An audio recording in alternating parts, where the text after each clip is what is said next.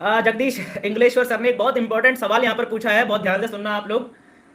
इनकी टीम में एक लीडर है जो कि नेगेटिव हो गया है। जगदीश सर की टीम में एक लीडर है जो कि नेगेटिव हो गया, और नेगेटिव ऐसा हुआ है कि अब वो दूसरों को भी जा जाके बोल रहा है कि भाई नेगेटिव, वो दूसरों को भी नेगेटिव कर रहा है। बोला कुछ मत करना, है ना, क्या बोल रहा है, दूसरों को भी नेगेटिव बातें कर रहा है। तो इससे क्या हो रहा है, आपको प्रॉब्लम आ रही है ना। हर एक इंसान जो कि सक्सेस, जो कि ईमानदारी से नेटवर्क मार्केटिंग बिजनेस बिल्ड कर रहा होता है ना, हर एक इंसान की टीम में एक ना एक ऐसा कार्टून जरूर आता है। हर किसी की टीम में आता है। सिर्फ आप ऐसे अनोखे नहीं हो कि आपकी टीम में कोई ऐसा एक आ गया। ये हर किसी के साथ होता है ऐसा कि आपके नेटवर्क में कोई ना कोई ऐसा आ ही जाता है। लोगों का बिजनेस है ना, हमें नहीं पता, हमें पहले नहीं पता होता कि कौन कैसी मेंटेलिटी वाला है। अगर हमें पहले से पता हो कि यार इसने बाद में ऐसे ड्रामे करने तो हम उसे ज्वाइन ही नहीं करवाए, है ना। लेकिन पहले से हमको पता नहीं होता। तो ये क्या है कि ये सिचुएशन एक्चुअली सिर्फ आपके सामने नहीं आ रही है। सबसे पहले तो आप ये समझो कि ये सिचुएशन बहुत मोस्ट कॉमन सिचुएशन है, सबके सामने आती है। अब दूसरी बात, इस सिचुएशन को हैंडल कैसे करना है। देखिए, अगर मैं आपसे बोलूं, ठीक है, थोड़ा सा ध्यान से लेना, इस बात को दूसरे सेंस में मत ले जाना, बहुत ध्यान से समझना, क्योंकि कई लोग होते हैं अर्थ का अनर्थ कर देते हैं। लेकिन मैं एक बहुत इंपॉर्टेंट बात आपसे कह रहा हूं जो कि आपके दिमाग को क्लिक करनी चाहिए। देखिए, अगर मैं आपसे आपकी वाइफ के बारे में अगर कुछ बोल दूं कि सर आपकी वाइफ जो है ना, उसका सिस्टम सही नहीं है सर, या मैं आपकी डॉटर के बारे में, आपकी सिस्टर के बारे में अगर कुछ बोल दूं कि सर उसका सिस्टम बढ़िया नहीं है, तो आप किस पे भरोसा करोगे, मुझ पे कि अपनी वाइफ पे? मुझ पे भरोसा करोगे या अपनी डॉटर पे या अपनी सिस्टर पे भरोसा करोगे? किस पे भरोसा करोगे? ऑब्वियसली आप अपनी वाइफ के ऊपर भरोसा करोगे, अगर आप एक समझदार इंसान हो तो। बेवकूफ हो तो फिर बेवकूफ का तो कुछ नहीं कर सकते ना। समझदार इंसान हो तो किस पे भरोसा करोगे? मेरी बातों को आप सीधा सीधा इग्नोर कर दोगे। आप अपनी वाइफ पे, अपने बच्चों पे, अपनी फैमिली पे भरोसा करोगे ना। क्यों क्यों करोगे आप उन पे भरोसा? क्योंकि आप उन्हें जानते हो, आप उनसे प्यार करते हो, आप उनको खोना नहीं चाहते। आप उनसे प्यार करते हो, आप उन्हें खोना नहीं चाहते, आप उन्हें जानते हो, ठीक है ना, मेरे से ज्यादा जानते हो आप उनको, ठीक है। तो अब सेम सिचुएशन आपके साथ इस बिजनेस के अंदर आ रही है। अब ये जो आपकी टीम है, ये आपके बच्चों की तरह है। आपकी जो टीम है, आपका जो नेटवर्क है, ये आपके बच्चों की तरह है। अगर ये लोग आपसे प्यार करते होंगे तो इनको कोई भी कुछ भी बोले, इनको फर्क नहीं पड़ने वाला। आप समझ रहे हैं? अगर ये आपसे प्यार, अगर आपका और आपकी टीम का बॉन्डिंग स्ट्रांग है, आपस में जो फाइन ट्यूनिंग है, कम्युनिकेशन है, बहुत स्ट्रांग है, तो कोई भी कुछ भी बोले, इनको फर्क नहीं पड़ने वाला है। समझ में आ गया? लेकिन अगर आपका आपकी टीम के साथ कम्युनिकेशन स्ट्रांग नहीं है, तो फिर ऐसा एक आदमी नहीं है, ऐसे बहुत सारे लोग आएंगे आपके नेटवर्क को, आपकी टीम को तोड़ने के लिए। दूसरी कंपनियों से भी आ सकते हैं, दूसरी दुनिया से भी आ सकते हैं, आपकी टीम को तोड़ने के लिए आ सकते हैं, ठीक है। आपने क्या करना है, आप भाई इस व्यक्ति को गोली तो नहीं मार सकते, सिंपल सी बात है ना, क्योंकि आप एक लॉ अबाइडिंग सिटीजन है, तो आप इनको गोली तो नहीं मार सकते। तो आपने क्या करना है, आपने अपनी टीम को अपने कॉन्फिडेंस में लेना है, आपने अपनी टीम से अपना कम्युनिकेशन स्ट्रांग बनाना है, अपनी टीम से लगातार बात करिए। एक बात ध्यान में रखिए, जब भी आप अपनी टीम से बात करते हैं ना, तो इस व्यक्ति के बारे में आप बिल्कुल भी चर्चा नहीं करेंगे। आप अपनी टीम से जाके ये बिल्कुल भी मत पूछ लेना आपसे वो मिलने तो नहीं आया था, आपसे उसने क्या बोला, आपने उनसे आपसे उस व्यक्ति ने क्या बात करी। अगर वो तुम्हें फोन करेगा ना, तो उससे मिलना मत, उसका फोन मत उठाना, उसका नंबर ब्लॉक कर देना। ऐसी बातें मत करना अपनी टीम से, वरना आप अपनी टीम में जानबूझ के शक का बीज बो रहे होगे, ठीक है। आपने इस व्यक्ति को ऐसे ट्रीट करना है जैसे ये है ही नहीं इस दुनिया के अंदर, और इसकी एक्टिविटीज से आपके ऊपर कोई फर्क नहीं पड़ता है। ऐसे ट्रीट करना है आपने, समझ में आ गया? और अपने काम को आपने पूरी ईमानदारी से, पूरी शिद्दत से करना है। एक्चुअल में ये आपके सामने चैलेंज इसलिए आया है क्योंकि भगवान आपसे बोल रहा है अपने काम को और शिद्दत से करो। भगवान आपको ये सिग्नल दे रहा है, इसलिए आपके सामने ये चैलेंज आया। तो आपने अपनी टीम की और ज्यादा मीटिंग लेनी शुरू कर देनी है, आपने अपनी टीम को और ज्यादा कम्युनिकेशन में लेना शुरू कर देना है, ठीक है। आपका आपकी टीम के साथ में एकदम प्रॉपर फाइन ट्यूनिंग होना चाहिए, ठीक है। और वो उनके नजरों में आपकी इमेज बिल्कुल ट्रांसपेरेंट, बिल्कुल क्लियर कट होनी चाहिए। उनको आपके बारे में, आपकी एक्टिविटीज के बारे में, आप दिन भर क्या कर रहे हो, ये चीजें उनको पता होनी चाहिए, ठीक है ना। आपने अपनी टीम के सामने कोई भी गलत हरकत नहीं करनी है। तो आप अगर आप सही हो ना, तो कोई भी आदमी आपकी टीम को आपके खिलाफ भड़का नहीं सकता। समझ में आ गया? बेसिकली ये समझना बहुत ज्यादा जरूरी है, ठीक है। अदरवाइज ये चैलेंजेस तो आते रहते हैं सर, सबके सामने आते हैं, इसमें घबराने वाली बात नहीं है। ये तो शुरुआत हो रही है। अभी कितनी टीम होगी आपकी? कोई बहुत बड़ी 20,000 30,000 लोगों की टीम थोड़ी होगी आपको, अभी तो छोटी टीम होगी ना इस समय। तो छोटी टीम को कंट्रोल करना आसान होता है, समझ में आ गया? तो ये आप ये करो, अपनी टीम से आपने इस व्यक्ति के बारे में बिल्कुल भी चर्चा नहीं करनी, ठीक है। आपने ऐसे ट्रीट करना है कि आप जो सब कुछ देख रहे हो वो आपने देखा ही नहीं, आप जो सब कुछ सुन रहे हो आपने सुना ही नहीं, ठीक है। आपकी नज़र में ये इंसान इस दुनिया में है ही नहीं, आपने ये सोच के, ये इंसान को आप कभी जानते ही नहीं थे। आपका जो मेंटल स्टेटस है ये होना चाहिए, ठीक है। इस व्यक्ति के बारे में 100% इग्नोर, इसकी एक्टिविटीज़ को, इसकी बातों को 100% इग्नोर। अभी एक जो सेशन होगा ना, इंजन बनो जो सेशन होगा, उसके अंदर एक टॉपिक है इमोशनल इंटेलिजेंस, कौन सा टॉपिक है? Emotional intelligence. वहां पर यही चीज कनेक्ट होगी, ये वाली प्रॉब्लम ही वहां कनेक्ट होगी। तो इंजन बनो सेशन के अंदर में पता चलेगा कि भाई क्या है कैसा है, ठीक है। तो समझ में आ गया ना अभी आपको क्या करना है। चलिए आगे चलते हैं इसके अंदर में। मानेश गजरे सर ने लिखा है कि सर अलग अलग काम करने से बेहतर है कि नेटवर्क मार्केटिंग कर लो। ये कैसे समझाएं हम लोगों को, ये कैसे समझाएं, है ना। अलग अलग काम करने से बेहतर है यार एक जगह काम कर लो, एक जगह मेहनत कर लो, ठीक है। क्या है कि नेटवर्क मार्केटिंग इंडस्ट्री हमने देखा है मार्केट में लोग 10 तरह के काम पकड़ के बैठे होते हैं और इनकम भी ठीक ठाक कमा रहे होते हैं। मतलब जो आदमी 4-5 काम कर रहा है एक साथ एक दिन के अंदर, वो हर जगह से थोड़ा थोड़ा भी कमा रहा है, तो उसके पास इतना तो आ ही जाता है कि उसका मेंटेन हो जाता है ना। तो आपको बेसिकली समझाना क्या है लोगों को कि देखो एक तो क्या है कि नेटवर्क मार्केटिंग की जो इनकम है, इनकम एक तो कंपाउंडिंग ग्रोथ लेती है, ठीक है।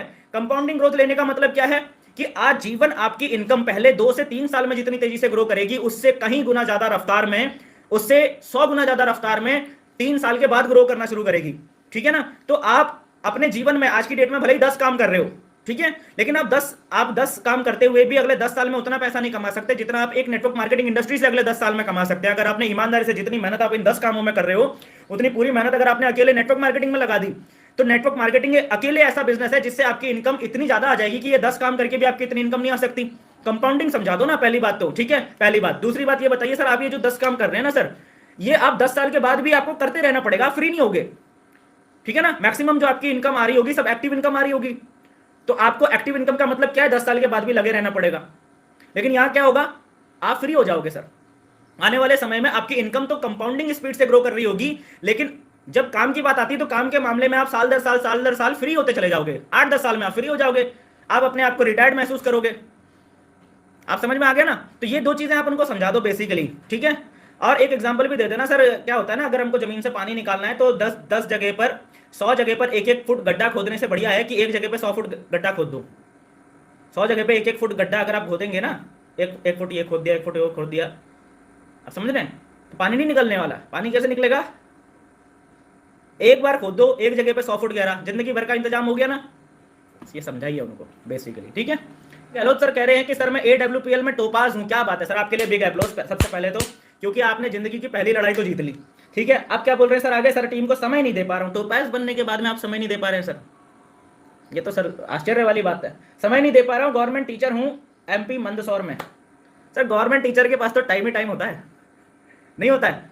चलिए कोई बात नहीं, ये तो खैर एक बात कह दी मैंने की, ठीक है। देखो सर क्या है ना, मैंने पहले भी ये चीज बताई है कि समय प्रॉब्लम नहीं है। कल शाम को भी वीडियो पब्लिश की थी, समय प्रॉब्लम नहीं है, प्रॉब्लम है आपकी प्रायोरिटीज। क्या आप जिंदगी भर एक अपने ऊपर एक गवर्नमेंट टीचर का ही लेवल देखना चाहते हो सर, तो आप जॉब ही करते रहो, कोई दिक्कत नहीं है। लेकिन अगर आप उस लेवल को चेंज करके डायमंड का लेवल अपने ऊपर देखना चाहते हो तो सर आपको अपनी प्रायोरिटीज चेंज करनी पड़ेगी। टाइम प्रॉब्लम नहीं है, टाइम दिक्कत नहीं होता, प्रायोरिटी दिक्कत होती है। हमारी प्राथमिकता हमारे जीवन में हमारे लिए सबसे जरूरी क्या है, ये प्रॉब्लम होती है। अभी आपको इस समय सरकारी जॉब सबसे ज्यादा जरूरी लग रही है, तो सरकारी जॉब के बाद आपके पास टाइम नहीं बच रहा। समझ में आ गया।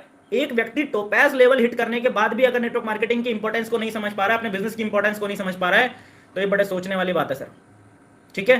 क्योंकि अभी तो इसका मतलब तो ये है कि इंजन बनो सेशन तो छोड़ो, अभी आपको new associate orientation training program attend करने की जरूरत है, ना सिर्फ आपको बल्कि आपकी पूरी टीम को। मुझे नहीं पता टोपाज लेवल हिट करने के बाद इस समय आपकी इनकम क्या है, लेकिन अगर टोपाज लेवल हिट करने के बाद भी आप अपनी टीम की तरफ ध्यान ना देके, अपने बिजनेस की तरफ ध्यान ना देके, अगर जॉब की तरफ ध्यान दे रहे हो, तो मुझे लगता नहीं कि बहुत बड़ा इनकम अभी आ रहा होगा, पे आउट आ रहा होगा, या अगर आ भी रहा होगा तो पूरी तरीके से अपलाइन की मेहरबानी से। तो सर ऐसे तो सर बहुत लंबी सफलता, बहुत दूर की सफलता सर मुश्किल हो जाती है ना। समय कभी दिक्कत नहीं है, प्राथमिकता जीवन में आपकी प्राथमिकता क्या है वो है, ठीक है। अगर सरकारी जॉब आपकी प्राथमिकता है तो फिर सरकारी जॉब ही आप करते रह जाएंगे। लेकिन अगर आपको 3 साल 4 साल 5 साल के बाद अपना, अब तो आप टोपाज लेवल पे आ गए हो, तो आपको 3 साल भी नहीं लगेंगे, मैक्सिमम 2 साल के अंदर में आप डायमंड बन जाएंगे। सरकारी जॉब का ये टैग हट जाएगा और डायमंड का टैग लग जाएगा, और डायमंड का टैग जो आपको लगेगा वो सिर्फ आपको नहीं, आपके पूरे खानदान को लग जाएगा। सोच लो क्या चाहिए जीवन में, ठीक है। चलिए आगे चलते हैं इसके अंदर में। दौलत मोहंता सर ने लिखा है कि गेस्ट को प्लान दिखाने के बाद फॉलोअप करने के टाइम में बहाना मारते हैं, फोन किया तो बाहर में होने और घर में गया तो मिलता नहीं है, ऐसे में क्या किया जाए सर, फॉलोअप करे, क्लोजिंग कैसे करे सर, बताइएगा। हाँ, थोड़ा सा आपको ना यहाँ पर अपनी इंटेलिजेंस का इस्तेमाल करना पड़ेगा। फॉलोअप करते टाइम पर जब आप प्लान प्रेजेंटेशन करते हैं ना, तो प्लान प्रेजेंटेशन करते वक्त ही आपको उस व्यक्ति का रूटीन पता करने की जरूरत है कि वो व्यक्ति कब ऑफिस जाता है, वो व्यक्ति कब घर आता है, ठीक है। ये आपको रूटीन पता करने की जरूरत है, अदरवाइज आपको ऐसे बहाने तो मिलते ही रहेंगे। ठीक है ना। साथ ही साथ आपको ना सामने अब इस टाइप के बहाना आदमी क्यों मार रहा है, आप ये भी तो सोचो ना यार ये बहाना मार क्यों रहा है। जब मैं इसको एक अच्छी चीज देने जा रहा हूं, जब मैं इसके फायदे के लिए इसके पास जा रहा हूं, जब ये मेरे को पता है हम इसको इसके फायदे की चीज बता रहे हैं, अगर ये हमारे साथ आज की डेट में लग के काम करना शुरू करता है तो इसके जीवन में वो सफलता आ जाएगी जो इसके खानदान में कभी किसी ने नहीं ली होगी। फिर भी ये आदमी मना क्यों कर रहा है, आप इस बात पे सोचिए ना। उसका वाई क्लियर नहीं हुआ उस आदमी का।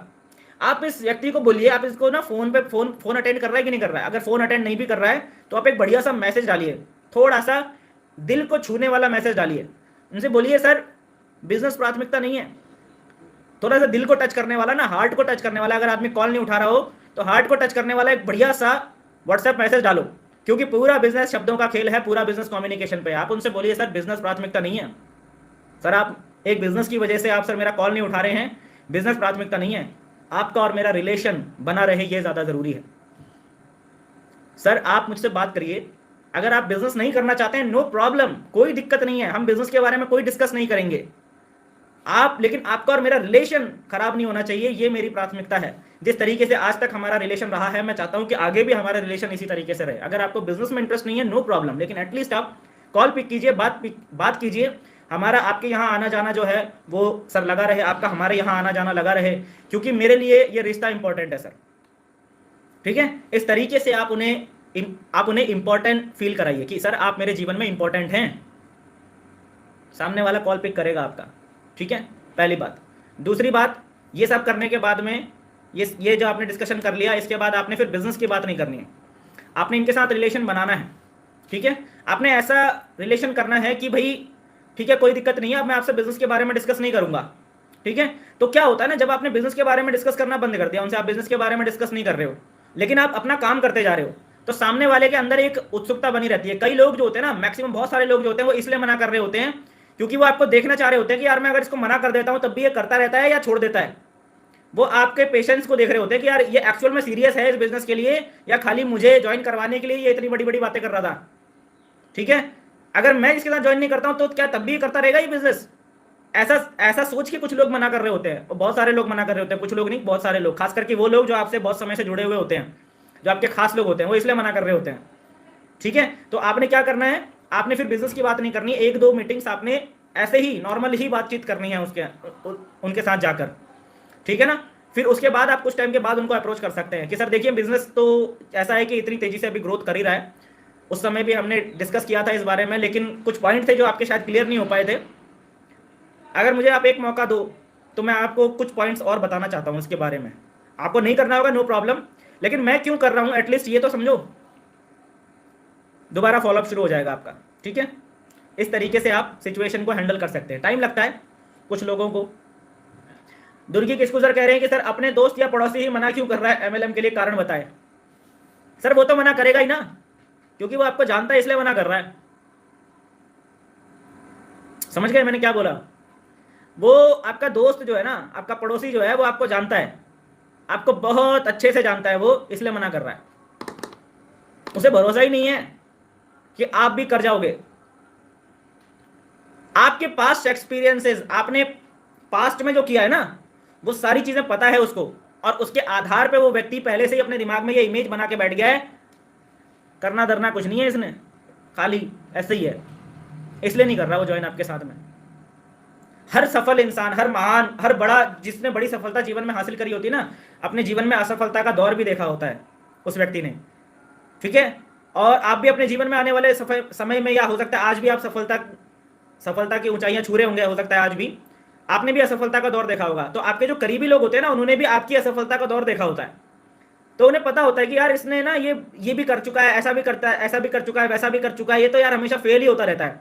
तो इस टाइप की एक इमेज उनके दिमाग में बन जाती है, तो वो आपको जो है ना, आपकी इमेज उनकी नज़र में घर की मुर्गी दाल बराबर वाली होती है, तो इसलिए वो आप उनको सही बात भी गाइड कर रहे होते हैं ना, तो भी वो आपके साथ आ नहीं रहे होते हैं। तो आपने क्या करना है, देखो पहली बात, आपने सबसे पहली बात तो ओवर डिपेंडेंट नहीं होना। ठीक है, ओवर डिपेंडेंट कौन व्यक्ति है? जो ये सोच रहा होता है कि यार ये आ जाएगा तो बहुत बड़ा काम हो जाएगा, वो आ जाएगा तो बहुत बड़ा काम हो जाएगा, ये इस इलाके का ये बाहुबली है, इसको मैं ज्वाइन करा देता हूं तो बहुत बड़ा काम हो जाएगा। ऐसे कुछ लोगों के ऊपर ओवर डिपेंडेंट जो नेटवर्कर्स हो जाते हैं, वो अपने करियर की बहुत बड़ी गलती कर रहे होते हैं। तो आपने ओवर डिपेंडेंट नहीं होना। तो आपके जो दोस्त हैं, आपको जो पड़ोसी हैं, वो करें ना करें, उनसे आपके काम पे, आपकी वर्किंग पे कोई इफेक्ट नहीं आना चाहिए।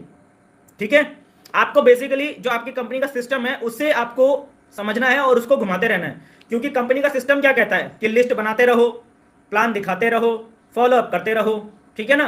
तो इस लिस्ट के अंदर आपके दोस्त कितने होंगे, 5-7 दोस्त होंगे आपके, कुछ पड़ोसी लोग होंगे आपके, सब मिला के 20-22-25 लोग होंगे आपके, ठीक है। ये इन 20-22-25 लोगों में से रिजल्ट आए या ना आए क्या फर्क पड़ता है। अगर आपने लिस्ट 200, 250, 300 लोगों की बना रखी है और आपको पता है कि लिस्ट को लगातार बढ़ाते कैसे रहना है, तो ये 20-22-25 लोग करें ना करें उससे क्या फर्क पड़ता है ना। तो आपने कभी भी डिपेंडेंट नहीं होना है, आपने इनके साथ कभी भी रिलेशन खराब नहीं करने हैं। एक्चुअल में हमारे सीनियर्स हमको क्या बताते थे कि यार जो आपके दोस्त आपके पड़ोसी है ना, इनको ना एक रफ वर्क की तरह यूज करो। शुरू में क्या होता है, हमारा फॉलोअप अच्छा नहीं होता, हमारी प्लान प्रेजेंटेशन अच्छी नहीं होती, तो इनके ऊपर हाथ साफ करो, इनको प्लान दिखा दिखा के अपने आप को प्लान देने में एक्सपर्ट कर लो, इनका फॉलोअप कर करके अपने आप को एक्सपर्ट कर लो फॉलोअप करने में, रफ वर्क की तरह यूज करो, ठीक है। उसके बाद आपको क्या होगा, मार्केट में जब आप निकलेंगे तो आपको रिजल्ट मिलने शुरू हो जाएंगे। अच्छी प्लान प्रेजेंटेशन आप कर रहे होंगे, अच्छा आप फॉलोअप कर रहे होंगे, आपका कॉन्फिडेंस लेवल बूस्ट हो चुका होगा, तो आपको रिजल्ट मिलेंगे। समझ में आ गया ना। तो उनके लिए चिंता मत करो, मना तो करेगा ही। क्यों मना कर रहा है वो, क्योंकि वो आपको बहुत अच्छे से जानता है, इसलिए मना कर रहा है। अगर आपको फिर भी इन लोगों को ज्वाइन करवाना ही है तो किसी ऐसे व्यक्ति को इनके सामने बैठाओ जिनको ये लोग नहीं जानते हो, आपका अपलाइन थर्ड पार्टी अप्रोच का इस्तेमाल करो, ठीक है, तब काम होगा। रमाशंकर सर ने लिखा है कि सर मैं सेफ शॉप बिजनेस कर रहा हूं, झारखंड से हूं, देहात एरिया में इस बिजनेस को करना संभव है क्या। बिल्कुल है सर, क्यों नहीं है। आप जिस एरिया की बात कर रहे हैं उस एरिया में इंटरनेट चल रहा है क्या, बिल्कुल चल रहा होगा। उस एरिया में टीवी चल रहा है क्या, बिल्कुल चल रहा होगा। उस एरिया में लोगों के पास मोबाइल फोन है क्या, बिल्कुल चल रहा होगा। तो फिर नेटवर्क मार्केटिंग क्यों नहीं कर सकते, बिल्कुल कर सकते हैं, ठीक है। जहां पर भी आपको जिंदा इंसान दिख गया वहां नेटवर्क मार्केटिंग बिजनेस हो सकता है, ठीक है।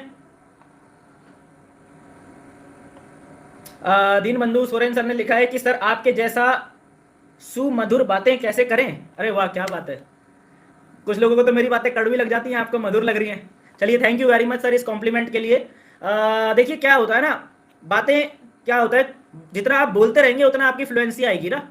जितना ज़्यादा आप बोलते रहेंगे उतना ज़्यादा आपकी फ्लुएंसी आएगी। आप देखो 1 घंटा डेली मैं बोल ही रहा हूँ आप लोगों के सामने, इसके अलावा फिर और अभी ट्रेनिंग सेशंस आ रहे हैं, ठीक है। कभी 5 ट्रेनिंग हो जाती है या कोई और अदर ट्रेनिंग प्रोग्राम हो जाता है तो 2-2 ढाई घंटे का भी हो जाता है। इसके अलावा जो पहले से अगर मैं बोलूं कि जब से मेरी करियर की शुरुआत हुई है तब से प्लान प्रेजेंटेशन मैं ही लेता था, मीटिंग के अंदर मैं ही प्लान प्रेजेंटेशन करता था मैक्सिमम टाइम, हमेशा नहीं मैक्सिमम टाइम। जब मैं वेन्यू में होता था तो ज़्यादातर टाइम मेरी ही प्लान प्रेजेंटेशन होती थी। ट्रेनिंग्स लेता था, तब से मैं जो है मीटिंग्स लेता हूँ, तब से मैं ट्रेनिंग ले रहा हूँ, तब से मैं लोगों को गाइड कर रहा हूँ पिछले काफ़ी सालों से, ठीक है। तो मेरी एक क्या है, फ्लुएंसी आ गई है इस समय। करते करते आपकी भी फ्लुएंसी आ जाएगी और आपकी आवाज़ के अंदर भी वो फ्लो आ जाएगा कि फिर लोगों को मज़ा आएगा। समझ में आ गया। प्रैक्टिस से होने वाला है सारी चीज़ें, ठीक है।